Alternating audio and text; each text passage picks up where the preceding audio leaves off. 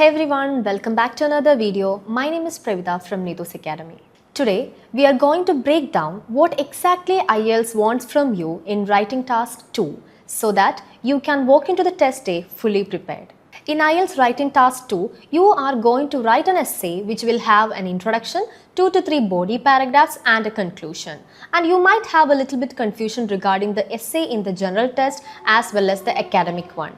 Let me tell you, the differences between the essay in the general test and the academic test are small. Actually, they are not worth mentioning. However, in general test, the essay question is quite less complex. Here are a few key things that you need to know about IELTS writing task 2. First, you will need to write only one essay. That means that you get one shot to get it right. You should spend 40 minutes on it because it's worth 2/3 of the writing score, and that's a big deal. You also need to write at least 250 words, and don't forget that because some candidates will write above 300 words, and to be honest, going over 300 words is just wasting time. So aim for 250 to 300 words and write clearly and leave a few minutes to review and edit your work. So what's the core of the writing task 2? It's simple. IELTS want you to present a clear and relevant argument, organize your ideas well, support those ideas with the examples and evidence, use an accurate language. Now you got a basic information regarding the writing task 2. Now let's take a closer look at the various types of essay prompts that you are going to see.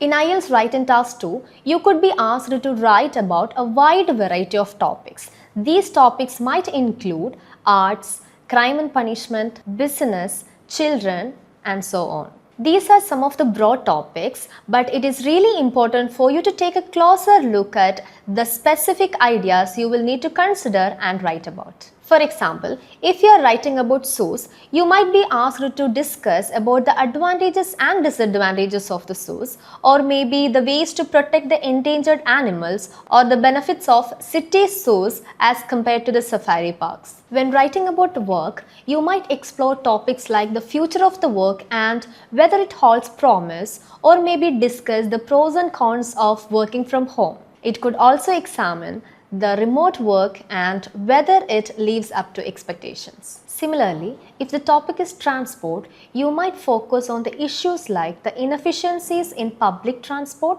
traffic problems in major cities, or the safety concerns surrounding the new forms of transportation. So here, we began by looking at the broad topics, and from there, we narrowed into the specific ideas within those themes. That means that you will need to focus on the details. There are 5 main question types that you will see, but they don't decide the structure. They tell you what to answer. The first one, opinion questions, such as, do you agree? To what extent do you agree? Advantages and disadvantages. It will be like, what are the pros and cons? Problem and solution. What is the issue and how can it be solved? Discuss both views. Explore both sides of an argument. The last one is double questions. Double questions refers to a question that asks you to respond to 2 related points within the same prompt. Here is a crucial tip for you. The main reason many students don't achieve the score that they want is not mainly because the language problem.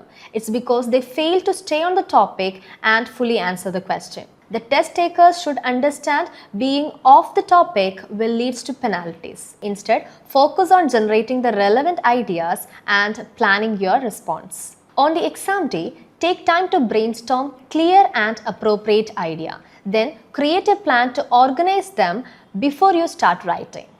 Carefully read the question prompt, think it through and structure your answers thoughtfully.